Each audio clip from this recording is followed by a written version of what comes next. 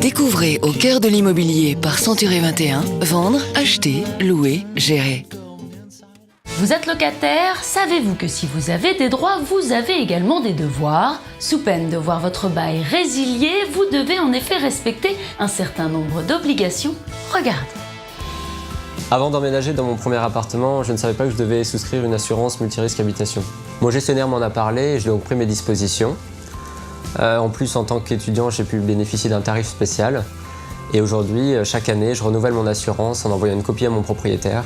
Comme ça, je suis en règle avec la loi. Un bail est un contrat de location. En le signant, le locataire s'engage à en respecter les clauses. Il est tenu d'user des lieux paisiblement, en bon père de famille, de les entretenir convenablement. Mais sa première obligation reste bien sûr de payer son loyer en temps et en heure. J'ai le plaisir d'accueillir aujourd'hui Mathieu Gallet, avocat, et Laurent Sobat, agent immobilier. Laurent, bonjour.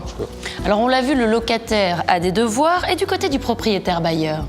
Alors le propriétaire bailleur doit délivrer au locataire pendant toute la durée de la location un logement décent et lui en garantir une jouissance paisible. Par exemple, il doit immédiatement intervenir s'il y avait une fuite sur la toiture ou changer la chaudière si celle-ci s'avérait défectueuse. Et quel recours a-t-on alors mettre en cas de litige entre locataire et propriétaire? La première solution à privilégier est la solution amiable. En cas de loyer à payer 5 jours après l'échéance, il appartient au bailleur d'adresser un courrier recommandé à son locataire afin de lui rappeler ses obligations. Si cette première tentative n'est pas couronnée de succès, dans ce cas-là, il appartient au bailleur de mettre en demeure cette fois-ci, également par recommandé, son locataire, ce qui constituera l'ultime rappel avant d'envisager une action contentieuse.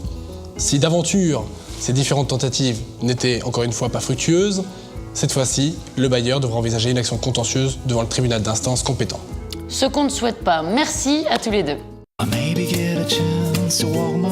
Retrouvez les autres programmes Au cœur de l'immobilier sur century21.fr.